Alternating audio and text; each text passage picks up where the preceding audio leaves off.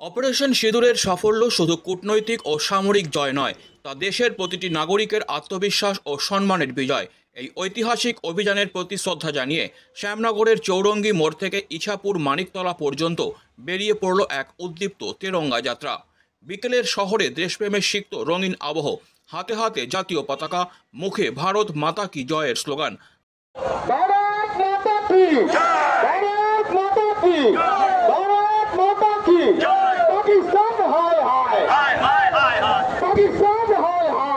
সাধারণ মানুষ থেকে রাজনৈতিক নেতৃত্ব সকলেই যেন এক সুরে মিশে গেলেন ভারত মাতার গর্বে। যাত্রায় অংশ নিয়ে ব্যারাকপুরের প্রাক্তন সাংসদ অর্জুন সিং বলেন, যারা আমাদের মা বোনেদের সিঁদুর মুছে দিতে চেয়েছিল, প্রধানমন্ত্রী মোদী তাদের জবাব দিয়েছেন লাল চোখে। আজ ভারতের সেনা প্রমাণ করেছে সিঁদুর আর আত্মসম্মান রক্ষার দায়িত্ব তারা নিতে জানে। উপস্থিত ছিলেন ভাটপাড়ার বিধায়ক পবন কুমার সিং, বিজেপির জেলা সভাপতি মনোজ ব্যানার্জি, যুব মোর্চার রাজ্য সম্পাদক উত্তম অধিকারী, পিয়াঙ্গু পাণ্ডে, কৌস্তব বাগচি এবং সন্দীপ ব্যানার্জির মতো নেতৃত্বরা। এই তেরঙ্গা যাত্রা ছিল কেবল এক মিছিল নয়, ছিল অপারেশন সিঁদুরের সাহস, আত্মত্যাগ আর দেশের অখণ্ডতা রক্ষার পবিত্র সংকল্পের প্রতিচ্ছবি। অপারেশন সিঁদুর নামই আছে, মায়েরা তো সিঁদুর খেলবে, এটাই তো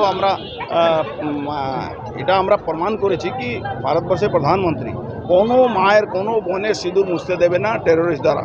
যে পাকিস্তান টেরোরিস্টরা আমাদের মায়েদের বোনদের সিঁদুর মুছেছে, আর যাতে ভবিষ্যতে না হয় আর রক্ষা করার জন্য প্রধানমন্ত্রী কে সামনে রেখে সব মায়েরা দিদিরা সিঁদুর খেলছে।